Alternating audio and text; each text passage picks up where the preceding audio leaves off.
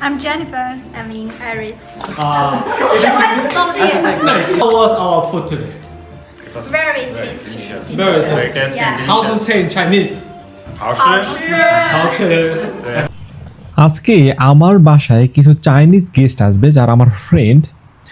তারা যেহেতু আমার বাসায় আসবে সেই জন্য আমার কিছু কেনাকাটা করা দরকার, কারণ ভাবলাম যেহেতু চাইনিজটা আমার বাসায় আসবে সেহেতু তাদেরকে বাঙালি কিছু খাবার আপ্যায়ন করা দরকার। যদিও আমি খুব ভালো রান্না বান্না পারি না, তারপর ওদেরকে আমন্ত্রণ জানিয়েছি। তো সারাদিন অনেক বৃষ্টি হয়েছে, বৃষ্টির শেষে একটু বিকেলের দিকে বের হয়েছি কিছু বাজার করার জন্য, কারণ বাসায় পর্যাপ্ত মাংস আর সবজি ছিল না, কারণ চাইনিজটা প্রচুর পরিমাণে সবজি পছন্দ করে, আর সেই জন্যই বের হয়েছি সবজি কেনার জন্য। তো আমি সাধারণত এই সুপার মার্কেট থেকে বেশিরভাগ বাজার করি, বেশিরভাগ ইন্টারন্যাশনাল স্টুডেন্টরা এই সুপার মার্কেট থেকে বাজার করে। সুপার মার্কেটে এই দিক দিয়ে আমরা ঢুকি সাধারণত, আর তার পাশেই ছিল কিছু মিষ্টির দোকান, যদিও বাংলাদেশের মধ্যে এখানে খুব একটা মিষ্টি পাওয়া যায় না, তো এই সিঁড়ি দিয়ে আমাদেরকে উপরে উঠতে হয়। ফাইনালি আমরা আমাদের সুপার শপে চলে আসছি। এইটা হলো সুপার শপের রেগুলার একটা ভিউ।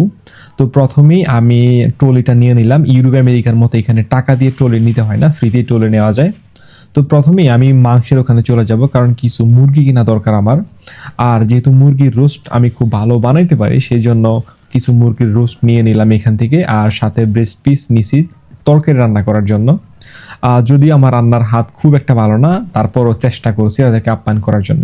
তো মাংস কিনে মাংসের ওজন করলাম কতটুকু হয়েছে দাম দেওয়ার জন্য। ভদ্র মহিলা মাংসটার ওজন করে আমাকে দাম দিয়ে দিছে, বাট তারপরে কি যেন একটা বলছে আমি বুঝতে পারি নাই। তো মাংস কেনা শেষে আমি এখান থেকে চলে গেলাম দই কেনার জন্য, কারণ রোস্টার একটু দই লাগবে। বাট আমি দইয়ের এখানে এসে কনফিউজড, কোন দই নিব আমি খুঁজে পাইতেছিলাম না। তো বাসায় ফোন দিয়ে কনফার্ম হয়ে এই দুইটা নিয়ে নিলাম। তারপর আমি আসলাম সবজির এখানে, শসা টমেটোর জন্য। এই শসাটা বাংলাদেশি বাট একটু দামি বেশি, আর এই শসাটা বাংলাদেশে আমি খুব একটা খাই নাই, আর এটা আমার কাছে খুব একটা ভালো লাগে, সেই জন্য শসা আর টমেটো নিয়ে নিলাম সালাদ বানানোর জন্য। হ্যাঁ, শসা আর টমেটো নেওয়া শেষ। আশা করি এই দুইটা দিয়ে খুব ভালো সালাদ হবে, যদিও লেবু বাদ পড়ছিল নেওয়ার জন্য। তো সাথে অনেক মাশরুম আছে, যদিও আমাদের এগুলো পছন্দ না, বাট চাইনিজটা খুব পরিমাণে মাশরুম খায়। আমাদের দেশে আমরা সাধারণত বাঁশকুড়ুলকে খাবারই মনে করি না, আর চাইনিজরা এই বাঁশকুড়ুলকে কতটা পছন্দ করে, সুপার শপে পর্যন্ত ঢেকে রেখে দিছে।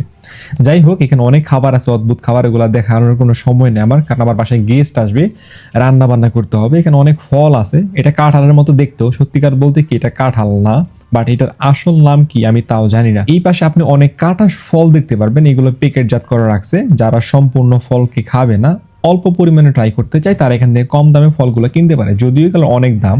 আর এই পাশে আপনি অনেক ফল দেখতে পারেন, বিশেষ করে এই বাঙ্গিটা, চাইনিজ বাঙ্গিগুলো এত পরিমাণে সুস্বাদু, অসম্ভব রকমের সুস্বাদু। বাংলাদেশে বাঙ্গি একটা গালি। যাই হোক, তারপর আমি যে সমস্ত সবজিগুলো নিছি এই সবজিগুলোর দাম করতেছি এখানে, সে ওজন করে আমাকে দাম দিয়ে দিচ্ছে। এটা খুবই চমৎকার। এই ভদ্র মহিলাটা শুধু ফলগুলো এই ওজন করার মেশিনের উপর রাখে, আর মেশিনগুলো অটোমেটিক্যালি এগুলো ডিটেক্ট করে ওজন এবং দাম বলে দেয়, এবং সাথে সাথে একটা স্টিকার দিয়ে ওই পলিথিনের গায়ে লাগাই দেয়। বিষয়টা এত সুন্দর, সত্যি অবাক লাগে। আর এই জন্য চাইনিজটা অনেক ফাস্ট কাজ করতে পারে। প্রত্যেকটা সবজি শুধু মেশিনের উপর রাখে, মেশিনটা অটো ডিটেক্ট করে আর দাম বলে দেয়। সত্যি দারুণ, তাই না? আচ্ছা, যাই হোক, ফলগুলো আমার ওজন করার সাথে সাথে আমাকে এখন দামের জন্য নিয়ে যেতে হবে নিচে, কারণ পেমেন্ট করতে হবে। আর পেমেন্ট করতে গেলে আমাকে আরেক তলার নিচে যাইতে হবে। হ্যাঁ, আমি ফাইনালি চলে আসছি একদম গ্রাউন্ড ফ্লোরে। এখানে আমাকে দাম দিতে হবে। আমি জানি না এখানে অনেক ভিড় কিনা, না আজকে খুব একটা ভিড় নাই, আমি খুব ফাস্ট দাম দিতে পারবো। হ্যাঁ, চলে আসছি এখানে। এই ভদ্র মহিলা আমার প্রত্যেকটা প্রোডাক্ট স্ক্যান করবে এবং কত টাকা হয়েছে সে আমাকে জানাবে। হ্যাঁ, প্রত্যেকটা স্ক্যান করার পর আমাকে সে জিজ্ঞেস করবে আমার পলিথিন লাগবে কিনা, কারণ চায়নাতে পলিথিন নেওয়ার জন্য আলাদা টাকা দিতে হয়। হ্যাঁ, সে সবগুলো স্ক্যান করা শেষ। এই দেখেন, ফাইনালি সে আমাকে পলিথিনের কথা জিজ্ঞেস করে পলিথিন আমার চাই কিনা এই জিজ্ঞেস করছে। যাই হোক, তার যে পেমেন্টটা হয়েছে, চায়নাতে যেহেতু কোনো ক্যাশ চলে না, সবগুলোই ইলেকট্রিক মানি। এত কিছু বাজারে আমার খরচ হয়েছে 36 RMB। হ্যাঁ, শপিং শেষে আপনি এখানে বাচ্চাদের খেলাধুলার জন্য অনেক কিছু দেখতে পারবেন। আর শপিং শেষে আমাকে একদম গ্রাউন্ড ফ্লোরে এসে নিচে চলে আসতে হবে। আমি বাজার শেষে এখন আমি বাসায় যাবো, রান্না বান্না করতে হবে গেস্টের জন্য।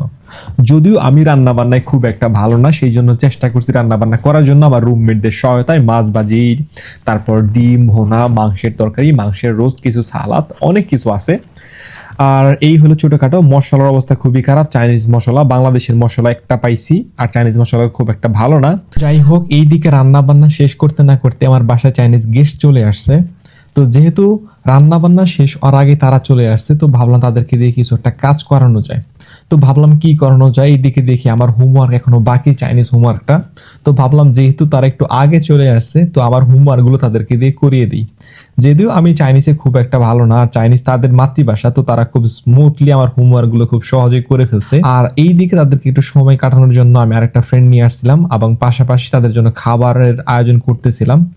আর আমার একজন ফ্রেন্ডকে ইনভাইট করছি, সে পাকিস্তানি, এবং তারা সবাই বসে বসে আড্ডা দিচ্ছে আমার রুমে। আর এইদিকে আমি তাদের জন্য খাবার তৈরি করতেছিলাম। যদিও ছেলেরা খাবার পরিবেশন এবং তৈরি করতে খুব একটা এক্সপার্ট না, আর এখানে দেখেন প্লেটগুলো খুব একটা সুন্দর না, বাংলাদেশ থেকে বহুত কষ্টে নিয়ে আসছি এখানে। আর আমরা যতটুকু পারি সাজানোর চেষ্টা করছি, আর চপস্টিক ছিল না তো তাদের জন্য চামচ দিছি, এগুলোতেই যতটুকু সুন্দর হয় খাবারগুলো পরিবেশন করার চেষ্টা করছি। তো এইদিকে আমার খাবার পরিবেশন করা শেষ, তাদেরকে ডাকলাম খাবার খাওয়ার জন্য। তো তারা আসবে, ফাইনালি খাবারটা খাবে। আমি জানি না আমার খাবারটা ঠিক কতটা সুন্দর হয়েছে কিনা, বাট চেষ্টা করছি সেরাটা দেওয়ার জন্য। তো এইদিকে খাবার শুরুর আগে আমরা সবাই একটা সেলফি তুলে নিলাম, আর তারপর খাবার খাওয়া শুরু করলো। যদিও প্রথমের দিকে তারা একটু নাজেহাল অবস্থায় ছিল, কারণ চপস্টিক ছাড়া তারা খুব একটা খাইতে পারে না। তো খাবার খাওয়ার পরে সত্যি বলতে তারা খাবারটাকে খুব ভালোভাবে এনজয় করতেছিল এবং তাদের এক্সপ্রেশন গুলো খুবই সুন্দর ছিল। তো এর আগে আমি আরেকবার আমার চাইনিজ টিচারকে ইনভাইট করছিলাম, তারা আমার খাবারটা এত ভালো পরিমাণে পছন্দ করছিল যে যাওয়ার সময় সে তার হাজবেন্ড এবং বাচ্চার জন্য কিছু খাবার আমাদের বাসা থেকে নিয়ে গিয়েছিল। তার মানে সত্যি রান্না বান্না খুব একটা খারাপ হয় না, আর আমাদের বাঙালি রান্নার ঐতিহ্যটা খুবই সুস্বাদু এবং খুবই রুচিশীল। যদিও আমরা খুব একটু ঝাল বেশি খাই, তারপরেও ওনারা খুব একটা পছন্দ করছিল। আর এই ছিল তাদের খাবারের অবস্থা, এবং খাবার শেষে তারা খুব ভালোভাবে আমাদের খাবারের রিভিউ দিছিল। তো আমি তাদেরকে জিজ্ঞেস করছিলাম, আমি Dhaka I'm Jennifer. I'm in Paris. Okay. Why you stop here? Nice. It's very nice. How was our food today? It was Very tasty. delicious. Very Very tasty. tasty and Yeah. How to delicious. say in Chinese? 好吃。 How to আর এরা আমার roommate, এদের সহায়তা আমি রান্না বান্না করেছি। এরা না থাকলে হয়তো আমি রান্না বান্নাটা তো খুব ভালো করতে পারতাম না।